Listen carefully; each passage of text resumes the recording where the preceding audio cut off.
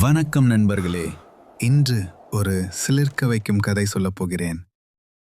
விக்ரமாதித்யன் மீண்டும் வேதாளத்தை தோளில் சுமந்து நடந்தான். வேதாளம் சொன்னது, மன்னா, நேற்று நீ என்னை வென்றாய். ஆனால் இன்று நான் கொண்டு வந்திருக்கும் புதிர் இன்னும் கஷ்டமானது. கதை கேள், விடை சொல், தப்பிக்கவே முடியாது. ஒரு செல்வந்தனுக்கு 3 மகன்கள். மூத்தவன் ஆதித்யன், சுயநலமானவன், எப்போதும் சொத்தை பற்றியே யோசிப்பான். நடுத்தவன் பாலன், சோம்பேறி, வேலை செய்யாமல் வீட்டிலேயே இருப்பான். இளையவன் கார்த்தி, அன்பானவன், தந்தையை அன்றாடம் கவனிப்பான். தந்தைக்கு வயதாகி நோய் வந்தது. ஒரு நாள் அவன் 3 மகன்களையும் அழைத்தான். என் 3 வயல்களும் தங்க நகைகளும் இந்த மாளிகையும் மூவருக்கும் சமமாக பிரித்து விடுகிறேன். ஆனால் ஒரு நிபந்தனை, என்னை நேசித்தவனுக்கு மட்டுமே முழு சொத்தும் போகும். 3 மகன்களும் நான் தான் என்று சொன்னார்கள். அன்று இரவு தந்தை தூக்கத்தில் இறந்துவிட்டார்.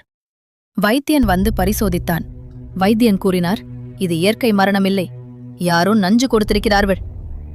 3 மகன்களும் அரசவைக்கு இழுக்கப்பட்டனர். அரசன் மூவரையும் கூர்ந்து பார்த்தான். கேள்விகள் கேட்டான்.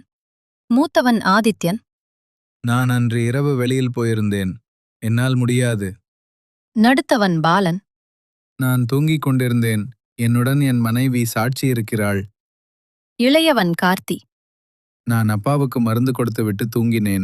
அப்பாவை நான் ஏன் கொல்ல வேண்டும்? மன்னன் யோசித்தான்.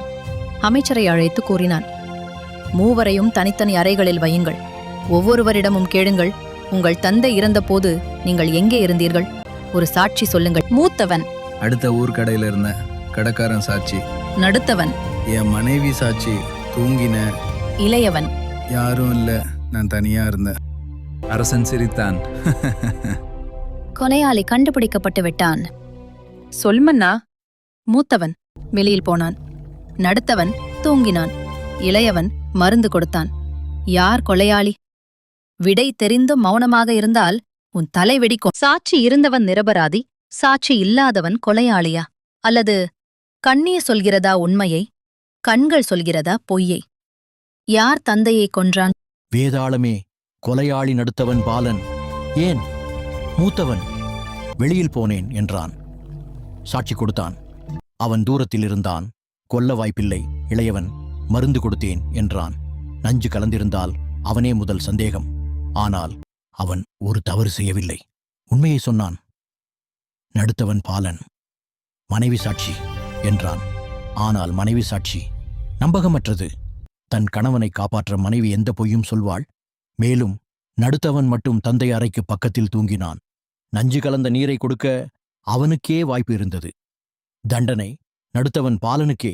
சரியான விடை மன்னா, ஆனால் நீ பேசிவிட்டாய். நான் மீண்டும் மரத்துக்குப் போகிறேன். விக்ரமன் விடை சொன்னான். இப்போது உங்கள் முறை. இந்த கேள்விக்கு விடை சொல்லுங்கள். ஒருவன் தன் நண்பனை கொன்றான். ஆனால் நீதிமன்றத்தில் விடுதலையானான். அவன்தான் குற்றவாளி என்று காவல்துறைக்கு தெரிந்திருந்தது, நீதிபதிக்கும் தெரிந்திருந்தது. ஆனால் தண்டிக்க முடியவில்லை. ஏன்?